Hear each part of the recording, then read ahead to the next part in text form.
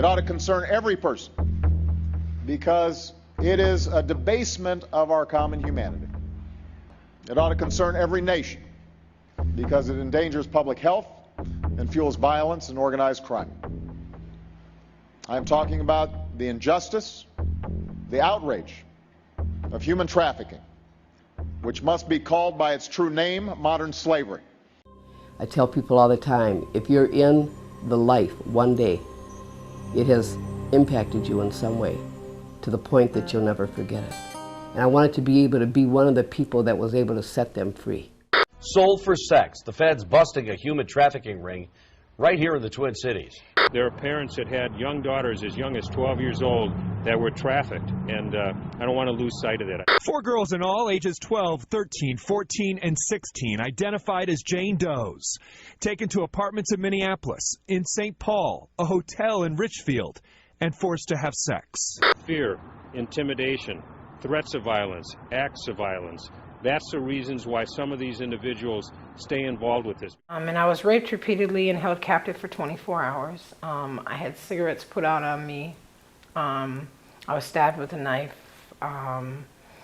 Each one of the guys had their way with me. The girls out here don't want to be out here. They don't want to be out here. They don't want to be drug addicted. They want to be loved and they want to get out of this mess. And they don't know how.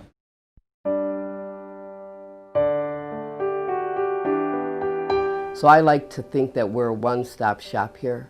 We try to have everything right under our roof because we know how difficult it is for women to go to point A to B, C, all of these different places for services.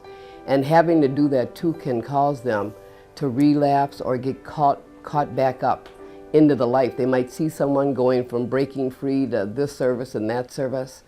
And that can be traumatizing to have to go to so many different places to get their needs met. Right now we have 3 offices. Our main office is in St. Paul. We have a satellite office over at Resource Recovery Center in Minneapolis. It's a drug treatment center. And then we have another satellite office in Rochester, Minnesota, where our office is located in the probation office.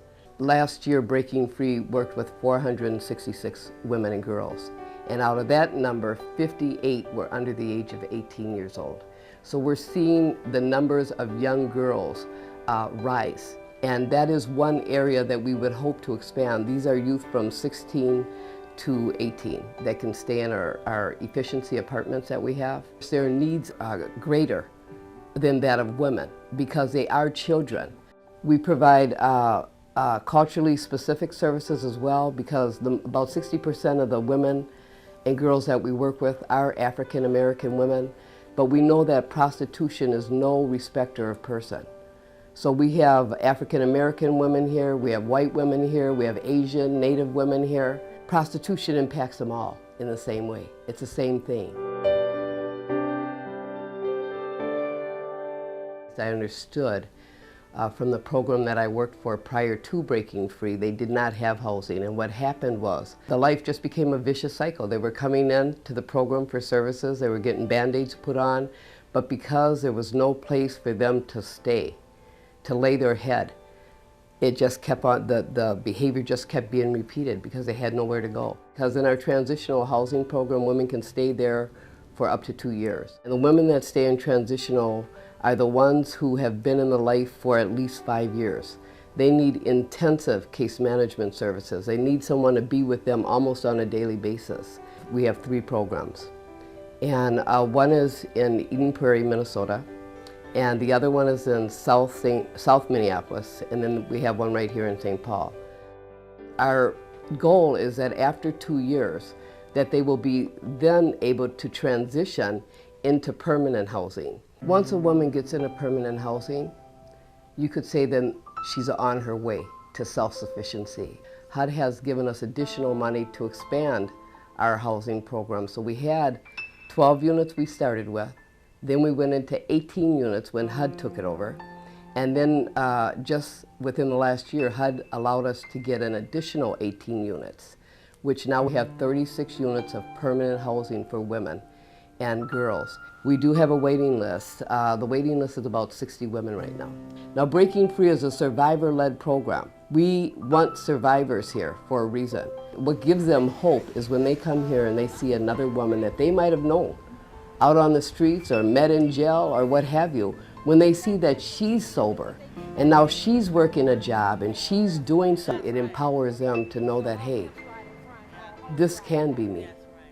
Another heart of breaking free is our Life Skills Education Center. This is for any woman that comes into breaking free. In the Life Skills Education Center, they're working on their GED, resume writing skills, mock interviews on what do you need to say when you go out to an interview. Many of the women have never ever worked a real job in their life. We do work very closely with the courts and in the courts.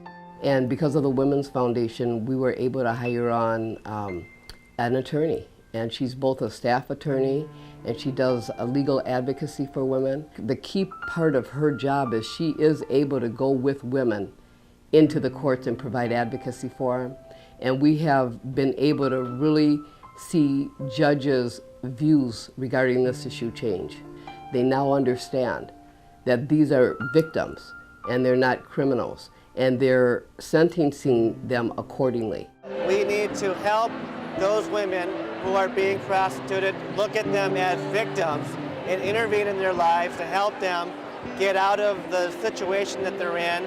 We need to focus from a law enforcement perspective on the demand side and to stop the demand. And so that would be going after those people who are soliciting the prostitution, but to try to get them not to do that again.